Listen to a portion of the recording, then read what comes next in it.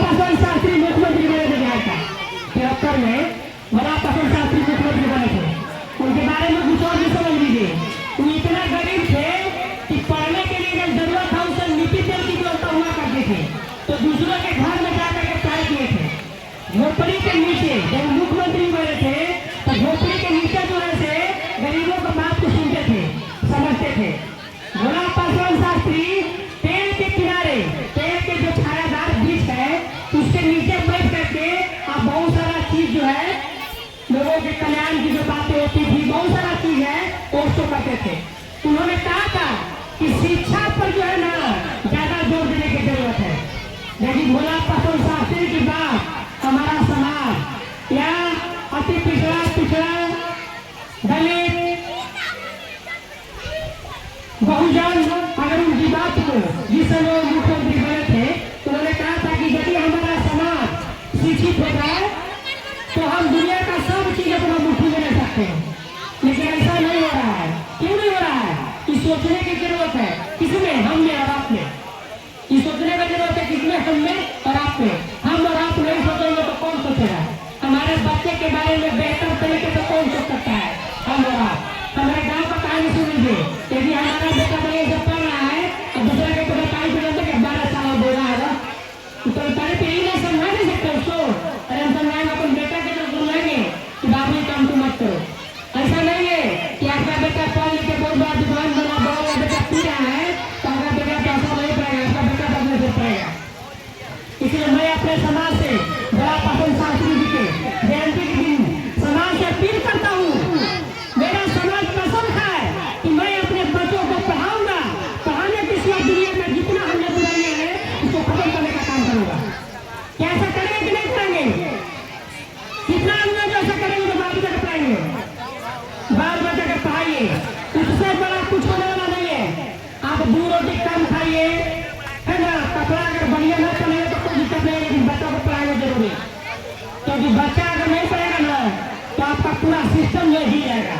10 बीघा जमीन यदि आपका है और अगर बच्चा का पास अच्छा शिक्षा नहीं है तो बच्चा आपका सारा जमीन बेच देगा। लेकिन यदि आप बच्चा को पढ़ा दीजिए 1 कट्ठा जमीन बेच करके तो आपका बेटा 10 बीघा जमीन खरीदने का क्षमता रखता है। इसलिए मैं अपने समाज से हाथ जोड़कर विनती करूंगा कि अपने बच्चे को जरूर से जरूर पढ़ाए। राजू रंजन पासवान ने खाना है, राजू रंजन पासवान ने खाना है। दलित के सभी बच्चों को शिक्षित बनाकर आगे बढ़ाना है। ये नारा के साथ आप लोग हमको सहयोग करिए और हम अपने बच्चों के साथ साथ आपके बच्चों को भी पढ़ाने का काम करेंगे। आने वाला भविष्य में हम पीछे नहीं रखेंगे। इसी के साथ हमारे संचालक महोदय आगे जिनको बोलने का मौका देंगे। यहाँ के प्रथम दलित मुख्यमंत्री भोला प्रसाद शास्त्री जी का आज जयंती मना रहे हैं। इनके जीवनी पर प्रकाश डालते हुए अपने समाज को क्या संदेश देना चाहते हैं? हम संदेश देना चाहते हैं कि भोला पासवान के हम लोग आज जयंती मना रहे हैं। हम लोग एकजुटता होकर समाज का जगाने का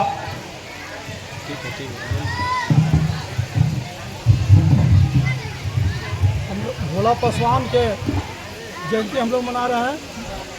दलित समाज के थे भोला पासवान जी।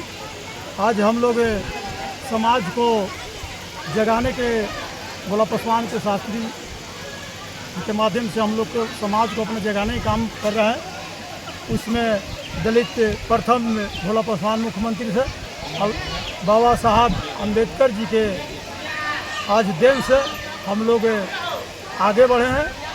आज जो भी संविधान के माध्यम से जो बढ़े हमारा जो भी आरक्षण मिला है आज बाबा साहब को देन। बिहार के 3 बार मुख्यमंत्री रह चुके भोला प्रसाद जी का अरवल में अभी तक एक भी आदमकद नहीं है, इसके बारे में क्या कहना चाहते हैं? देखिए, हमारा भोला पासवान जी के दलित समझकर उनका दम में समझिए कि तर्क है, उनको तर्क किया गया था। क्या कहना चाहेंगे सर आप? देखिए, सबसे पहले तो मैं आप लोगों को धन्यवाद देना चाहता हूँ कि आप जो है ना हमारे भोला प्रसाद शास्त्री जी के बारे में जो है पूछा है ना, क्या उनके बारे में। सबसे पहले तो समझ लीजिए, आप देखिए दलित जो मेरा समाज है, जो दलित मेरा समाज है सोया हुआ समाज है, जग नहीं रहा है वो। अच्छा। जिस समय हमारे मुख्यमंत्री बने थे भोला प्रसाद शास्त्री जी, उन्होंने कहा था कि शिक्षा ही एक ऐसा डगर है जो इंसान को कहीं से कहीं ले आ सकता है। वो एक बहुत ईमानदार प्रवृत्ति के आदमी थे, बहुत ही ईमानदार प्रवृत्ति के आदमी थे, और वो एक सेवक थे, नेता नहीं थे वो। और वो एक अंग्रेज से लड़ने वाला वो अभी थे, स्वतंत्रता सेनानी भी थे। तो स्वतंत्रता सेनानी थे, आप समझ सकते हैं कि कितना ईमानदार होंगे। वो व्यक्ति ईमानदार थे, बिल्कुल ईमानदार। नेता वो नहीं थे, वो एक सेवक थे। और इसीलिए कांग्रेस सरकार ने उन्हें 3 बार जो है 3 बार मुख्यमंत्री बनाई थी, और उनका कोई विरोध भी नहीं किया था, उनका कोई विरोध नहीं किया था। इसलिए कि नेता नहीं, सेवक थे। अगर आज का नेता नहीं, अगर सेवक हो तो आज भी वही हाल होगा, है ना। अभी हम लोग को बताने चाहूँगा हम आपको कि हमारे समाज में जो थोड़ा सा आगे बढ़ता है वो अपने आप को दलित नहीं समझता है, वो बिल्कुल दलित से कट जाता है। अभी जो हम जहाँ मना रहे हैं, ये अरवल मुख्यालय के नज़दीक दलित बस्ती है। ये खनगाह जो है, ग्राम खनगाह दलित बस्ती है। अब भोला प्रसाद शास्त्री एक दलित थे, तो दलित बस्ती में ही ना दलित का मानना चाहिए, तब ना दलित के बच्चा जानेगा उनके बारे में कि क्या हमारे भोला प्रसाद शास्त्री जी कौन थे। हवाई फायरिंग करने से नहीं काम चलेगा। दलित को जगाना होगा, दलित के एक बच्चा को जगाना होगा, दलित के एक बच्चा को भोला प्रसाद शास्त्री के बारे में बताना होगा, तब आपका बेटा जानेगा। जैसे मेरा बेटा मेरे बारे में जानेगा तभी ना सोचेगा कि हमारे पापा की तरह बने। इसलिए दलित के हर एक बच्चा को भोला प्रसाद शास्त्री के बारे में बताना होगा, तब वो बच्चा भोला प्रसाद शास्त्री बनने के प्रयत्न करेगा। इसलिए मैं यही बोलूँगा, भोला प्रसाद शास्त्री गरीब थे, बर के पेड़ के नीचे पढ़ते थे। वो गरीब थे, उनके यहाँ तेल नहीं रहता था, दूसरे के यहाँ जाकर पढ़ते थे। ये हमारा समाज आज भी बहुत गरीब है। आप खनगाह में जाकर देख लीजिए, 2-4 घर मिलेगा जहाँ अभी पक्का नहीं है। कॉलोनी बना है तो बना, नहीं तो फूसे है। लेकिन अभी का जो नेता लोग समझता है कि नहीं, पासवान समाज तो बहुत आगे बढ़ गया। अरे सबसे पीछे है बेचारा वो अपनी मान प्रतिष्ठा बचाने के लिए आगे दिखा रहा है।